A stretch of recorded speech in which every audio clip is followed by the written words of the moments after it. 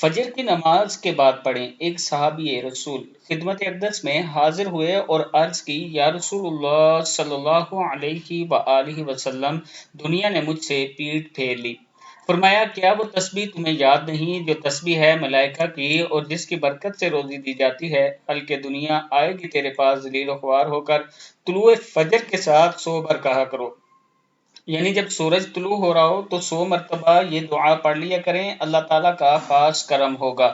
دعا ہے، بسم اللہ الرحمن الرحیم، سبحان اللہ وبحمدہ، سبحان اللہ العظیم وبحمدہ، استغفر اللہ، سبحان اللہ وبحمدہ، سبحان اللہ العظیم وبحمدہ، استغفر اللہ۔ ان صحابی کو 7 دن گزر گئے، یعنی جو صحابی آئے تھے ان کو 7 دن گزر گئے، خدمت اقدس میں حاضر ہو کر عرض کی، حضور دنیا میرے پاس اس کثرت سے آئی، میں حیران ہوں کہاں اٹھاؤں اور کہاں رکھوں۔ یعنی 100 مرتبہ اگر آپ صبح کے وقت یہ دعا پڑھتے ہیں، سبحان اللہ وبحمدہ، سبحان اللہ العظیم وبحمدہ، استغفر اللہ، تو اللہ تعالیٰ کا یہ کرم ہوگا۔